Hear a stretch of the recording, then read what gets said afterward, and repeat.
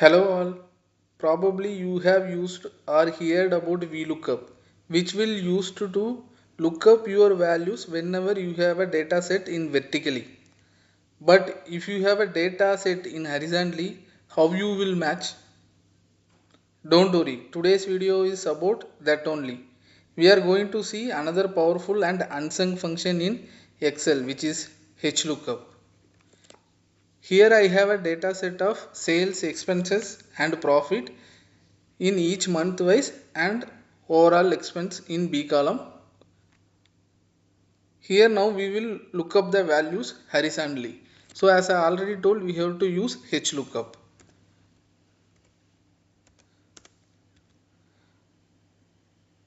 So pattern of the formula for both HLOOKUP and VLOOKUP are very similar. As like it will ask VLOOKUP value, table array and row index number and range lookup. So lookup value is nothing but month, since I am selecting the month, and a table array. Table array we have to select the table, which means where we are going to get the data. That table we have to select and we have to lock the range. And row index number, like month January, February, that is the first row. We are going to look up sales value, so sales value is the second row, so we will keep 2. After that, range lookup. So there are two criteria, one is true and another one is false.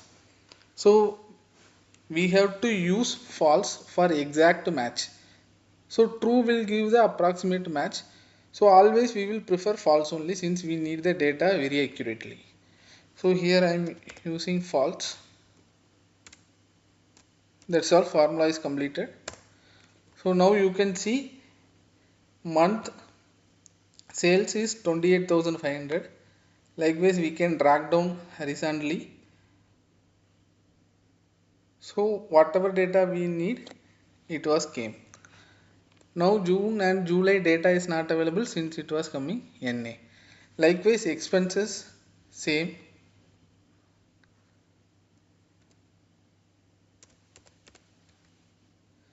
HLOOKUP, lookup value is month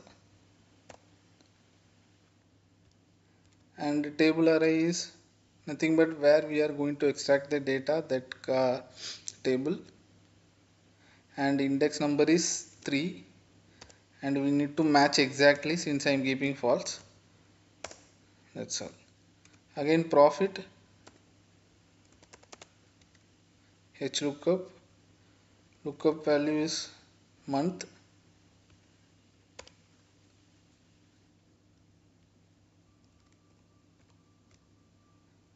and the table array is, as I already told, where you are going to extract the data, that table, comma, look, index number is 4, comma, we have to match exactly since I am keeping false. So now we applied, so we can extract. So these are the data we extract from the data dump. Let's say you are going to use these data to get the another result, that is which might be a final result. You want to get the final result from these cells, means you have to remove the errors. Otherwise while doing sum or count, it will give wrong number. So now I will show you how to remove these errors.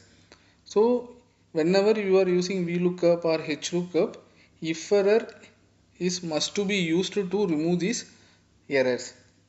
Let's say I will show you the example. Here we will use if error.